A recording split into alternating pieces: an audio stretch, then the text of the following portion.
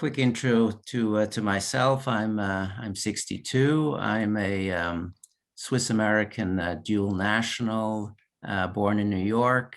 Came to Switzerland with my family at age 12. Did my schooling here, my military service. Studied in Switzerland economics and then business administration. And my first job out of school was with very far away from design, with a commodity trading company. The international scope of the business was exciting, certainly quite eye-opening for a young lad, but I soon realized that I was missing a relationship with what we were selling. We had commodities going from point A to point B, somewhere on the 7 Seas, and there was just no attachment. So as exciting the work was, I realized that if you don't really love what you're doing, you will not be successful ultimately. So I quit. I packed my bags and I went off to Japan. Entered a intensive language school there with Franciscan monks, who were the teachers, great school. And then ultimately found a job with a Swiss trading company dealing in consumer products, a little bit closer to my calling, ultimate calling. And was in Japan for 2 years, back in Switzerland for another 4. And then in 1993, freshly married to my wife, Stephanie, was offered the job to manage Larson Carpet in the United States, licensee of many of designs of Jack Lenner Larson, a very well-known American textile designer, and came to America in 93. The job unfortunately didn't work out, but life in America did. As a young couple, we had a small apartment in Greenwich Village when it was still affordable. And that took us to 1995 when I formed AMEICO. And Jeanette, maybe you could introduce yourself too. Hi, I'm Jeanette Purdy. I'm speaking to you from our Connecticut headquarters. I am a Canadian, was a Canadian citizen and had moved to the States in the mid-90s and met Peter and Stephanie in the same small town that we lived in. My background is not in design. It's not even in mercantile activities. I am a physical therapist by training and was quite happily engaged doing that. But Peter fished me out of the career, and it was a really nice change of pace for me. I love the quick pace of the entrepreneurial world. It's immediate results and rewards for the creative things that we get to do in business. I do have a background in some architecture school, really enjoyed art history. That was always a regret, you know, when you choose science over arts, what you're missing. But this allowed me to be a bit of everything, to be quick acting, to have people in my life, and deal with beautiful objects. So the motivation, Peter's invitation to me was, please come and work with me because I'd like to take a sabbatical. And there was actually no turning back after that, because Peter and Stephanie moved and didn't come back. And so while he comes back and forth between Switzerland and Connecticut, we needed somebody here full time. And the company continued to grow. It's been really nice, 25 plus years. So that's a bit about me. Life is circuitous that way. It sometimes doesn't take you the way you're going to go, but it's always interesting. Thank you. So I think Peter's going to go into talk a little bit about the design Yes. distribution. Well, actually, no. First, about 95, I formed AMEICO, and I picked a name as generic as possible. AMEICO stands for the A and the M stands for American, the E and the I for export and import, and Co obviously for company. Because I wanted to leave my options open, and wasn't really quite sure where this would all take me. Having worked though previously at Larson Carpet, and being exposed to these beautifully crafted textiles, it wasn't that big of a leap then to get involved in design items, and started in 95 with one product. I'll show it to you afterwards. They were salad servers, designed by a Yaakov Greenwurzel, a silversmith in Jerusalem. And one thing sort of led to the next with that one item, and then we did some steak knives, same designer, was able to secure the distribution for Pot, a very high-end cutlery from Solingen in Germany. Then in 97, still working out of our apartment in Greenwich Village, I got a call from a Gerd Klein. He had from Germany, from Hamburg. He had heard about me from a mutual friend in Hamburg. Mentioned to me over the phone that he had a company in New York, AMEICO Labs, many designs by Tibor Kalman. The company had run into some problems, and he was coming the next day to the States and wanted to meet me. And then the next day he showed up in Greenwich Village and asked if I could step in as a part-time consultant for this company, which I was very happy to do because it gave me some income and I was still allowed to pursue AMEICO. About 3 months later, he came back to the States. Things were looking up again a bit for AMEICO Labs, which he was happy with, but he said he was just too busy with his ventures in Europe, and if I wanted to buy this company. I didn't have any money to speak of at the time, but he gave me very favorable conditions, so hard to refuse. And so this AMEICO Labs and AMEICO became one company under my AMEICO name. And I immediately closed the offices on Lafayette Street in Soho, thinking it was crazy to have such expensive rent as well as warehouse space for our products in the middle of Manhattan.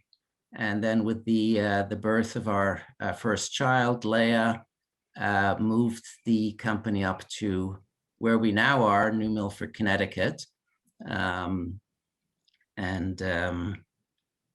Tibor Kalman, unfortunately, in 1999, he passed away, and his estate then assigned the rights for those products to ultimately to MoMA, Museum of Modern Art in New York, and which was quite a setback for me, since about 65% of our business were AMEICO products, but our overhead was lean, and so we got through this rather large bump on the road, and now 22 years or so fast forward, still in Connecticut, still in New Milford, a tad larger, dealing with tabletop items, desktop timepieces, gift items of all sorts, personal accessories such as reading glasses and sunglasses and screen glasses,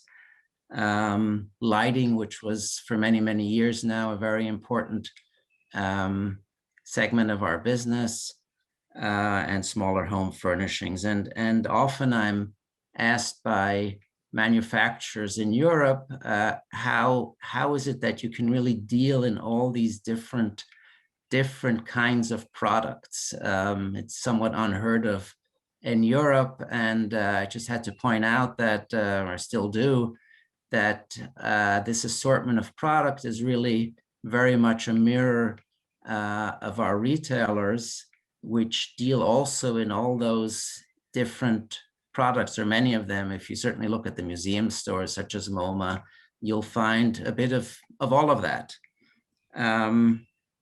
Currently, we're selling to about 800 to 900 accounts throughout the United States. We exhibit at the major shows such as New York Now, Accent on Design, Shop Object, the Atlanta Gift Show, the Dallas one, the ICFF. We have our own showroom in Las Vegas. And of course, we have a team of salespeople, I believe 6 now, in various markets, metro markets throughout the United States, dealing with our major markets. As Jeanette mentioned, I took a sabbatical now 12 years ago and didn't come back.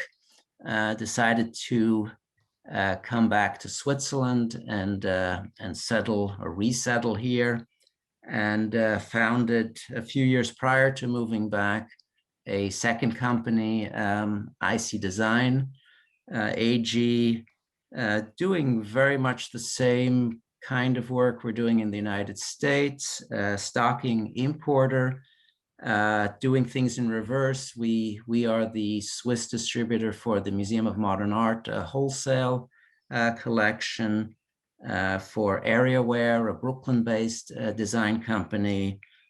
We bring in products from Scandinavia, Germany, Japan, and Korea, selling to about 150 shops throughout Switzerland.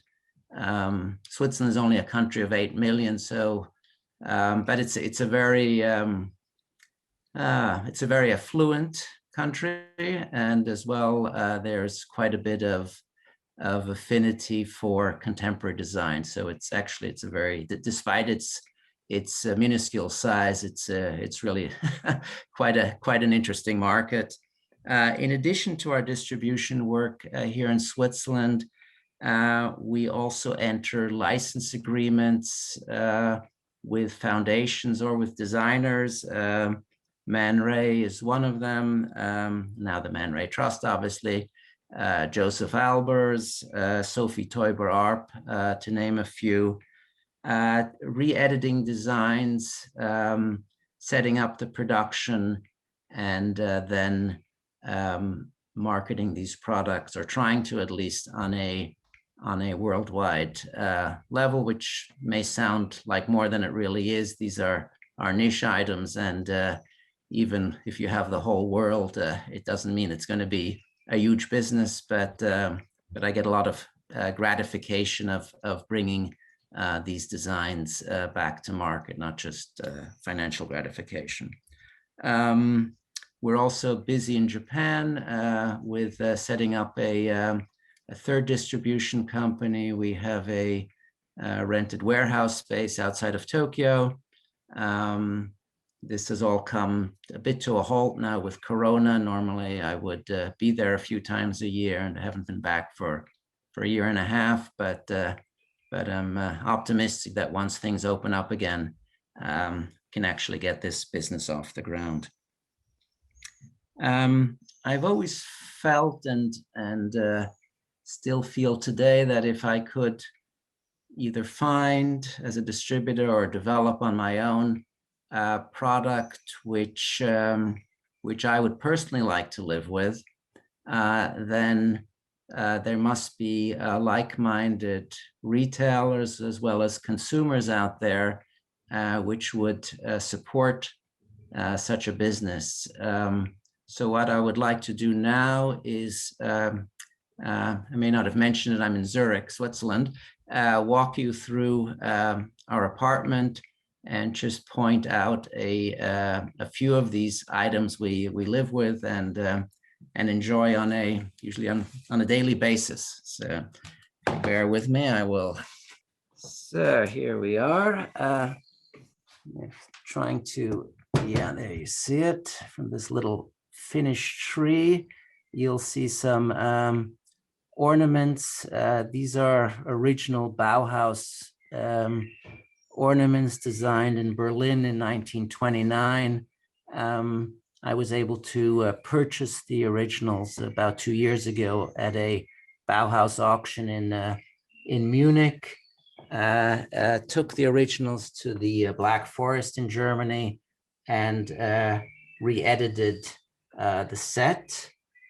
Here is one of the re-editions, and here is actually the original. Obviously, the colors are a bit crisper than those 90 years old.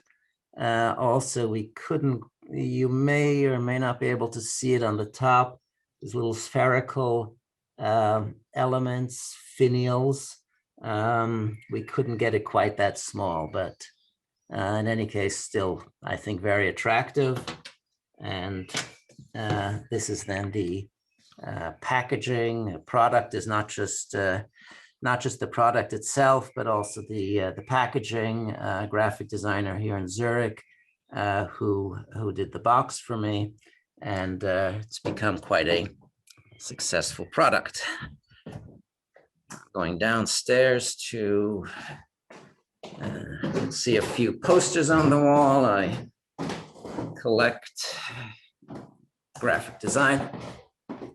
20s and 30s is my great passion. Here a rather esoteric product. It's called the Quen surface. It's pure math. It's a rather, you can see that here. It's a mathematical formula which we have here on the base of it. Man Ray, Max Ernst, Marcel Duchamp, they all loved these mathematical models which were used at university level for visualizing very complex equations, and they integrated these models into their artwork. So if you look at some of Man Ray's, for example, photographs or paintings, you'll see some of these mathematical models, and we re-edited one of them. Reminds me of a Issey Miyake dress. I just think the form is quite beautiful. Here, so that you can actually see it. Bear with me. Chess set designed by, don't seem to be able, I'm going the wrong way. There we go. Chess set designed by Man Ray in 1920.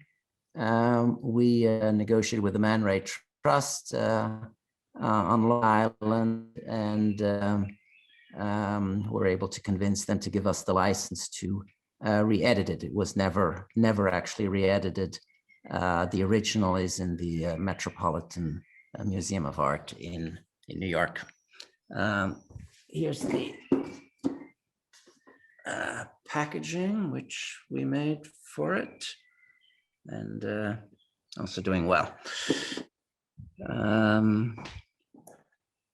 Then here, these three objects designed by Sophie Teuber-Arp.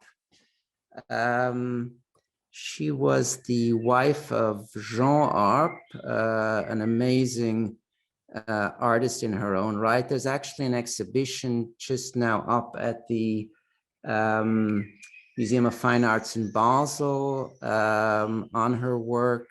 The exhibition is then going to the Tate Modern in London next month, and will end up at MoMA in New York, I believe in October. And if you have the chance, either in Switzerland or in England or in New York, to see the exhibition, I just saw it in Basel last week. It's really quite stunning. In any event, Sophie Teuber-Arp designed a set of 17 marionettes. The originals are in the Design Museum here in Zurich. And in 2016, which was the centennial of the foundation of Dadaism, which originated here in Zurich, we re-edited 3 of these marionettes. The play was called The Stag King. In the middle, you see the king, there the stag. He turns into a stag to find a wife who falls in love with him for himself and not because he's the king. And over here, probably the most iconic of the 3, the guard. The museum in Zurich came up with the idea of taking away I'm looking for the word in English. Strings? No, what it holds a marionette is on strings. Yes, take away the strings. Thank you. Take away the strings and actually make standing objects with these metal elements between the various parts. Then tabletop, we have a few items, of course. Let's see if we can see anything here. Yeah. This was our first product, as I mentioned briefly before, 26 years ago now. Salad servers, sort of this yin and yang, positive, negative cutout, where from the metal base, it's cut out and bent over, and one advantage also is that it rests on the rim of a salad bowl, stacks nicely. It was almost impossible to produce. I found someone in Brescia in northern Italy, Serafino Zani, who was willing to make them after I invested in some tooling. But after the first 500, they decided not to continue because it was just too difficult. The hand polishing was almost a nightmare. But at least these 500 I could sell and break even. And then here we have a set of 7 nesting bowls, this being the smallest. Beautiful, circular design, seen from the top. Designed by Pete Stockmans, who 25 years ago came out with this set. We did very well with it at the time. Then they stopped producing it. And a few years ago, I contacted Pete Stockman's daughter and asked if she wouldn't consider re-editing again. So it's back in our collection. I think really a classic. This here, let me just see that you can actually see it. Michele De Lucchi, no longer in production, the Base Quadra. We represented Michele De Lucchi's Produzione Privata for about 20 years until he decided to stop. A beautiful collection of handcrafted, mostly glass objects, mouth blown in Murano. And then we have here a Sant & Co lamp, the TMM. We distributed Sant & Co for, I think, 12 or 13 years until they decided to form their own US subsidiary. That's, of course, the always the danger of being a distributor that if you do your job too well, they're going to set up their own shop in America. If you don't do it well enough, they're going to take it away from you. You sort of have to do something in between. It doesn't always work out, but that's sort of the life of a distributor. What I want to show you here quickly are these knives, handcrafted, forged in South Korea. Master Shin. He is a living national treasure, I believe it's called, of South Korea for his contributions to Korean crafts. Beautiful, I think, beautiful knives, work also very, very nicely, and doing well in the States. This was, I had mentioned before, Pot, one of our first products, which we're no longer distributing, but that goes back 20 years ago, and they're still, I'm sure the sample is also over 20 years old and still doing well. And then last but by no means least, let's get some light. See that here? It's a clock by Max Bill, designed in the late 50s, in production since then, actually never out of production. Great minimal design. We were the distributor for about 20 years. Junghans then unfortunately went into bankruptcy, and the company which took it out of bankruptcy had other distribution set up. So unfortunately we lost it, which I was very sad about, because not just the loss in revenue, but more importantly, the Max Bill clocks were really very much part of the DNA of our company, and certainly something which I would have been happy to sell for the next 25 years. So I think that concludes this walkthrough here in Zurich. And now we would like to, if I'm not mistaken, show you a short video from our setup in Connecticut, which is about 2 minutes long. So I hope you enjoy it. We decided it was time to have our own building, and purchased from the town of New Milford a 1917 former telephone switching station.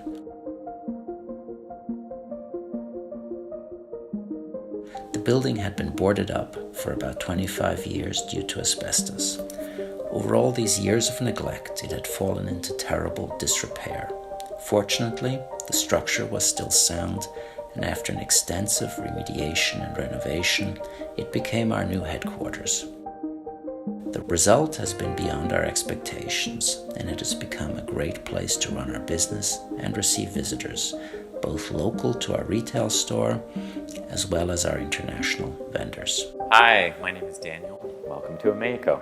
We just recently, last year, installed solar panels, so a lot of the electricity comes from solar energy. This is our gallery, and this is where we stage exhibitions, 2 to 3 a year, I would say, on various subjects. Our gallery space and design library has also allowed us to indulge in design exhibitions, mostly not for profit, and help inform ourselves and hopefully also our guests in the field of product and graphic design. Right now, the gallery space has been set up mostly to showcase some of the lighting brands that we carry. Telephone switchboards were mostly in this room.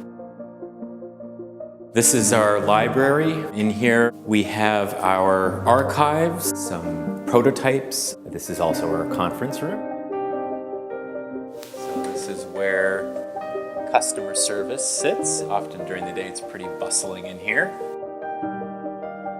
The warehouse.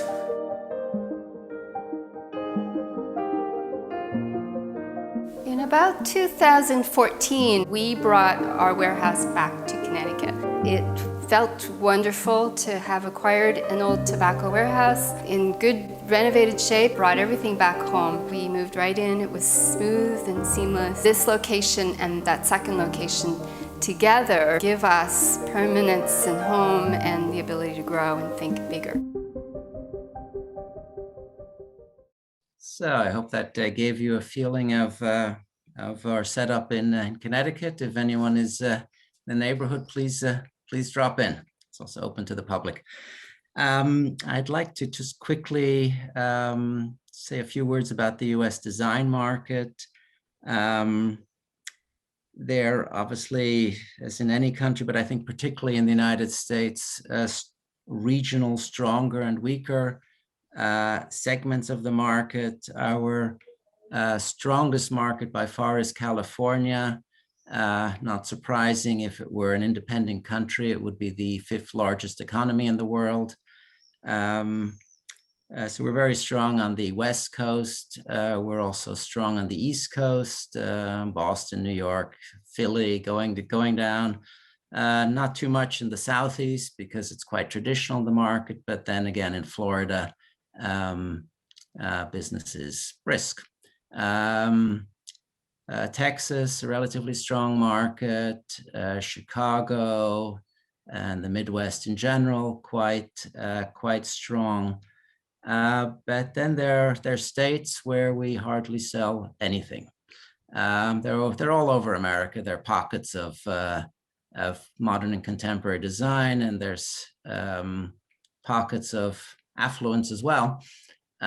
Takes a bit of both, but that's sort of, in a nutshell, sort of the regional differences in the States. As for the type of retailers, we sell to museum stores, have always been a very important part of our business, starting with MoMA, Museum of Contemporary Art in Chicago, SF MoMA, et cetera, I believe about 70 in total. Then we sell to contemporary furniture and lighting showrooms in major cities. DWR, Design Within Reach, is also a good customer of ours. We sell to, obviously, our concept and lifestyle stores. That's sort of the backbone, has always been of our business, together with these museum stores, these individual design shops, not necessarily chains.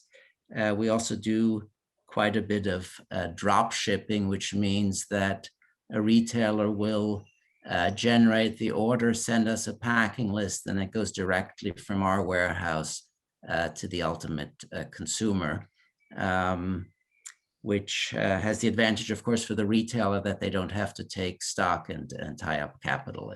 It's often with us.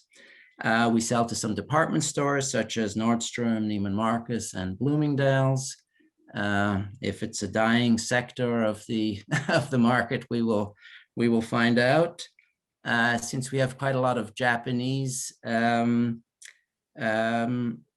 goods from Japan, we also sell to Japanese specialty stores, a nice business. We sell to hotel gift shops, spas, resorts, and then, of course, to the A&D, architects and designer community, to specifiers with our decorative lighting collection.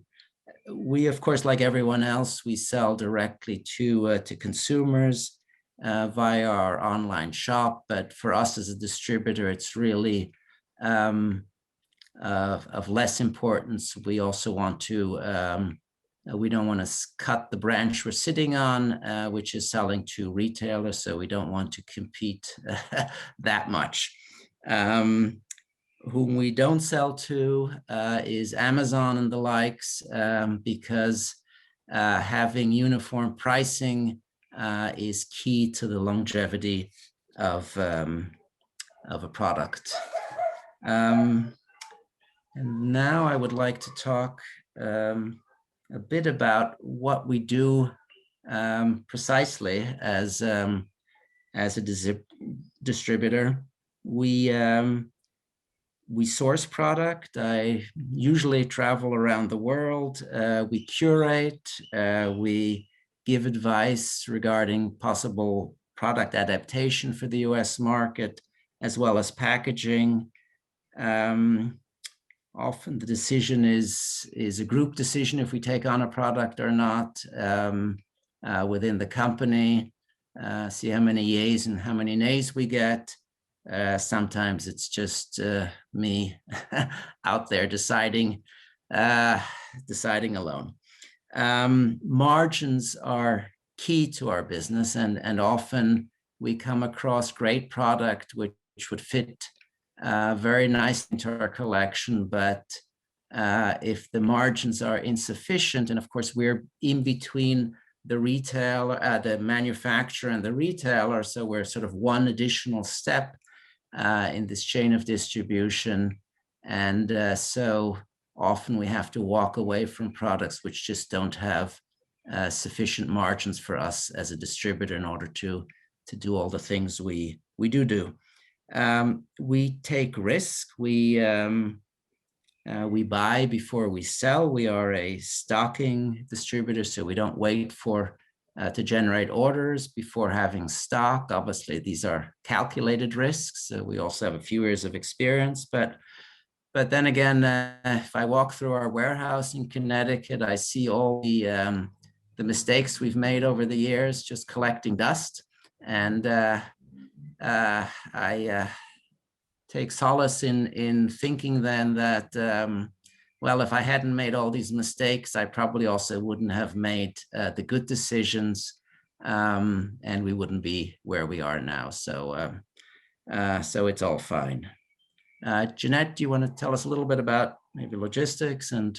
Yeah, so to continue what Peter was saying, as a distributor, we do take care of bringing things to the United States. So the import process, certifications, warehousing, and adapting. There's some retrofitting of products that does happen, particularly with electrical items. We have a UL license, and therefore have the ability to customize to a certain extent, to adapt, and that I think is a really big aspect of being able to use products in certain circumstances. So that's a service that we provide. Small designers often don't have those resources, and we're able to then help them break into the market, get a brand name out, and get footing into this country. Therefore, talking about a brand and where it comes from, who the designer is, what drives them, those are really important things, I think, that we do. It's positioning in the market. It's giving them a platform and letting people know that you're buying this, not, it's good product, but it's also nice to get a little extra background. We do a lot of extra photography for that reason. We publish catalogs, we do PR. Those are all things that are part of a role of the distributor. Our team is entirely our own people too. So we don't tend to work with third-party rep groups. This also allows us to have this expertise in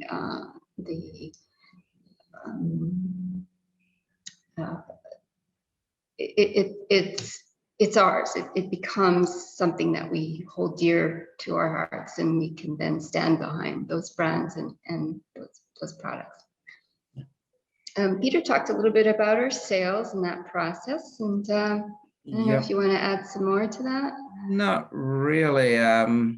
I mean, obviously, we do all these trade shows. We have our people on the road. We take more risk. I talked about risk before. We take more risk by often selling on terms to our retailers and hoping for the best, that they actually come 30 or 60 or sometimes 90 days, that they actually pay their bills. Usually the case, but not always.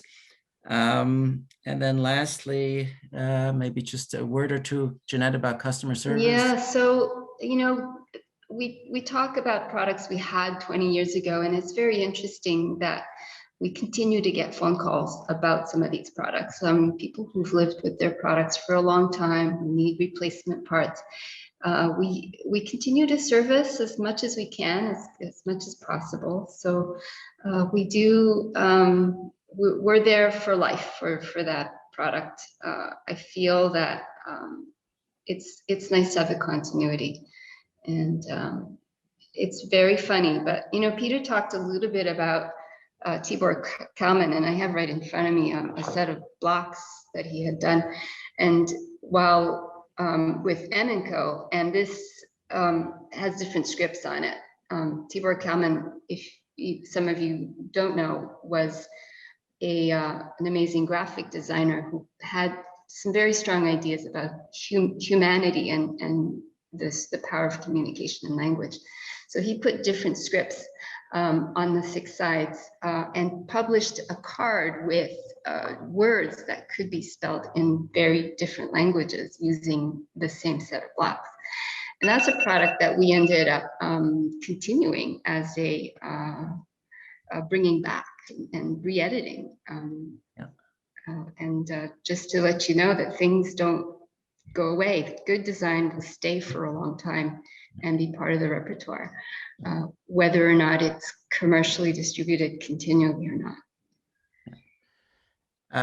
I'd like to now show you just a few slides. We don't have too much time left. Angelo Mangiarotti in his studio in Milan. It was always the highlight for me. That's Gerd Klein sitting there. We re-edited a 1960s design, the maritime table clock. Next, please. Maison d'Objet in Paris, a big trade show, visiting one of our vendors, Beam from the UK. Next, please. Me, together with the CEO of Eugen in the north of Japan, cast iron, as you can see in their showroom. I believe she is the 5th generation. The company is founded 1850s. Next, please. Again, me, this time in Kyoto, visiting a also cast iron, but very, very much of a craftsman. We were, I believe, here looking at quite an amazing mold, I believe, made of earth, hardened earth. Next, please. Store check, always very important, what stores around the world are up to. This is Merci in Paris. What's hanging are MoMA umbrellas, sky umbrellas. Next, please. The ICFF in New York, one of our booths. Next, please.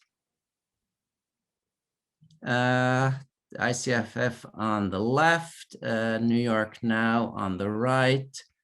Small booth we had for one of our important brands, C Concept, reading and sunglasses, now under the brand name of Easy Peasy.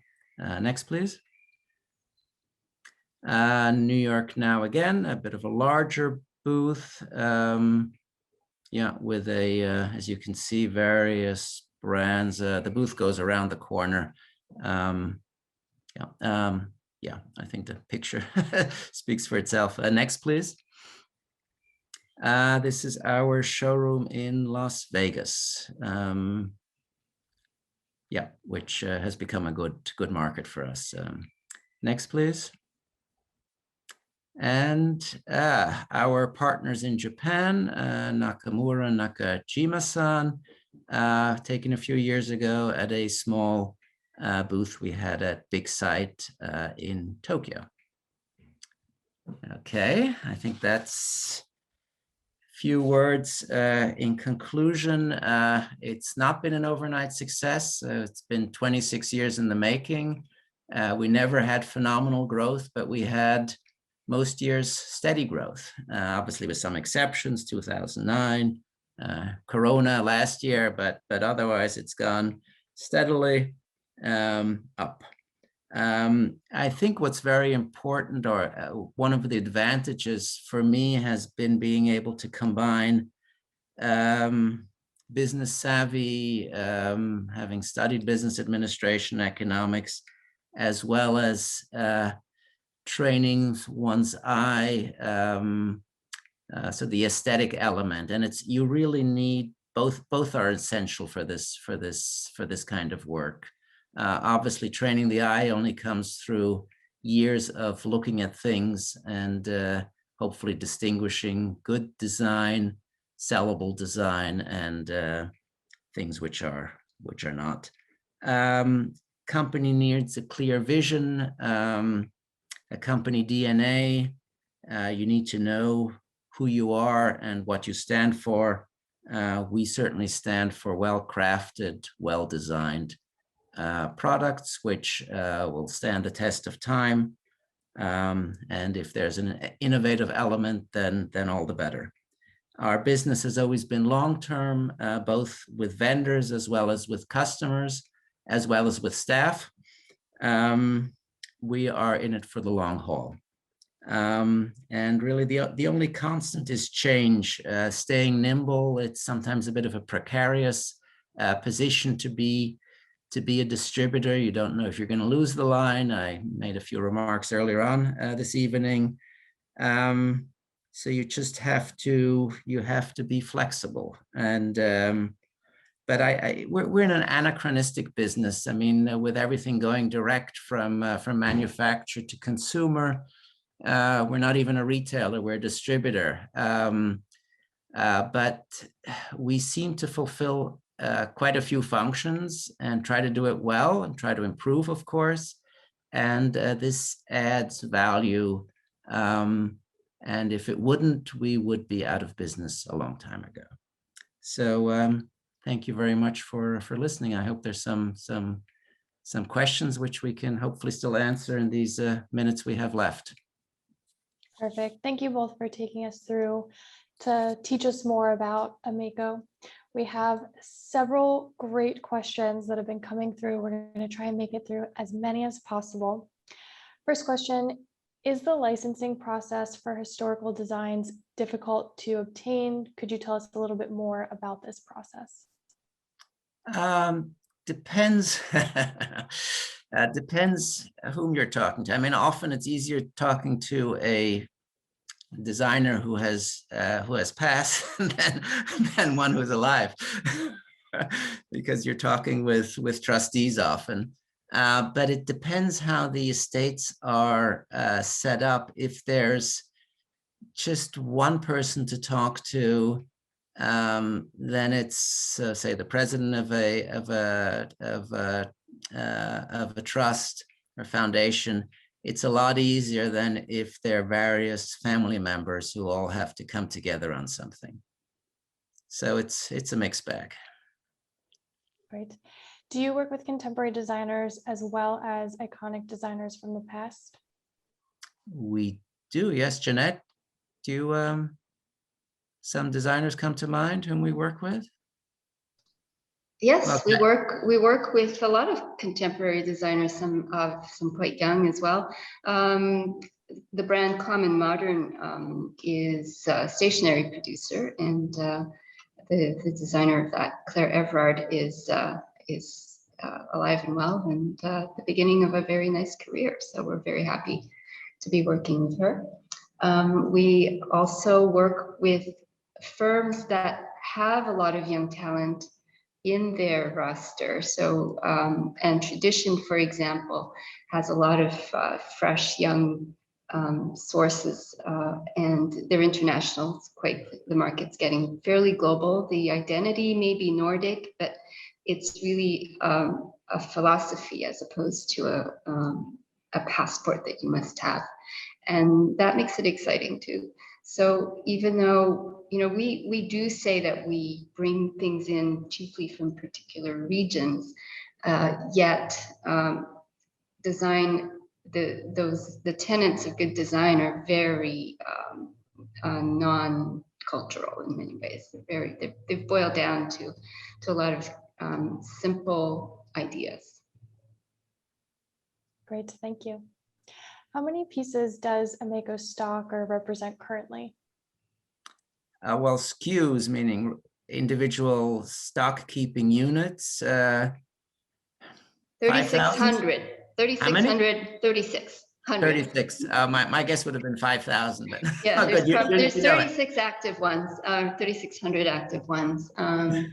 And we know this because we are looking to try to revamp our the management platform for them.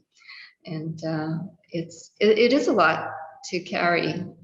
There are obviously things that get more attention than others, yet they all fulfill a role. And it's really interesting if you look back, you know, how one brand that didn't seem to really do it for us opened the door for another. So it's nothing is For to naught. be not, yeah, nothing's for naught. It's all good. Absolutely. Once you bought the license to re-edit the Man Ray chess set, do any royalties have to be paid to the Man Ray estate? Do you meet Of much? course they do. Yes, I mean, there has to be something in it for the estate. Otherwise, why should they agree to this? But I think in addition to the royalties, it also takes some of it. I mean, not that Man Ray, certainly not in the United States, needs too much introduction, but it takes, usually these artists are in these rarefied art circles, and by producing something which appeals to a broader audience, appeals now with the chess to chess players around the world, you're also promoting Man Ray to people who otherwise would not have known about him. So I think the trust gets both benefits from it. Makes sense. What does it mean to re-edit a piece?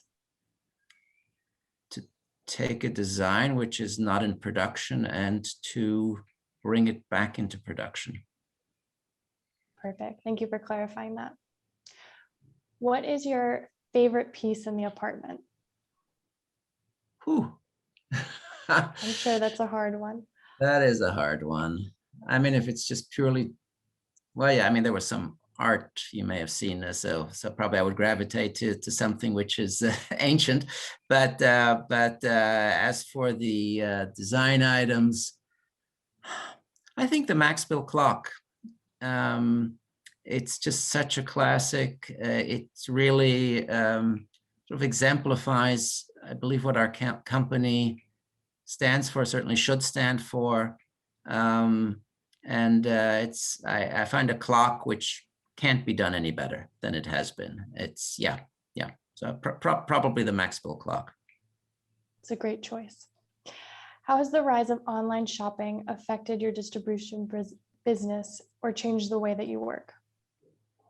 Well, I guess we can both answer this. I mean, a lot of drop ship, as I mentioned before, so where these online retailers will promote product, promote themselves, generate orders, but don't take any stock, so it goes directly from us to the consumer. Jeanette, any other? It's important, as we saw during the pandemic, that if you didn't have an online presence, it would have been very hard to keep in touch with your customers and to allow your customers to purchase. So I think it is something that people cannot ignore. It's a conduit to a lot of education. A lot of people do research. So it's not something we ignore, but one needs to choose and discern the online retailers being one that's purely after making the bottom, a buck, or wanting to represent good design and to teach it. So in many ways, an organization like Be Original Americas is so important to us because the authenticity of product on the internet, especially on the internet, is something that you can't underline how important it is to for people to be aware. So yeah, I think there's good and bad for online. cannot be ignored though, I have to say. If you turn a blind eye to it, your volume of sales is going to be quite low. Absolutely. As long as it's not Amazon and the like. Not for us. Amazon has its place, obviously, Right. but not in our distribution model. Right. Do you ever find that old products that weren't successful at selling in the past become relevant again? Usually when we discontinue them, then all of a sudden, I don't know how that happens. People start asking us about it. It's crazy. But Jeanette? I'm trying to think of an example of something that went away and then people couldn't get enough of it again. It's really an interesting thing. Sometimes it has to do with how rare something is. But there's so many things for people to like, and a lot of people they're told what to like, and the power of social media in creating such interest in items that there's no more of that to be found anymore. It's just been all purchased. That I mean, it's fun. It's fun to see that. At the same time, I think it is up to us to decide what we like best and make that personal decision as to what is. What AMEICO likes to do is to say, look, the product that we sell must perform a useful function. It has to do it well. It has to be well made. It has to last. And if it does all those things and you love the way it looks and you love its story, then yeah, that's a reason to purchase something.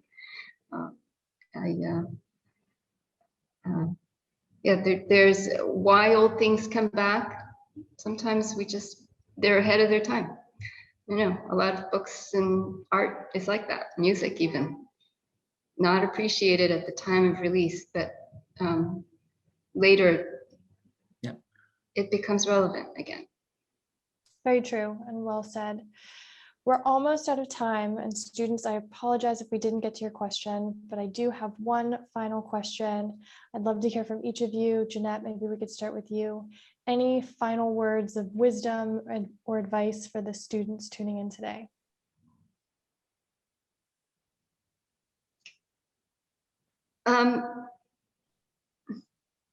The business of design is a really interesting one, and I think sometimes it's good to have an idea, but to take it through to market is a process, and there's hit or miss. We even see hit or miss with finished products. So it is through experience.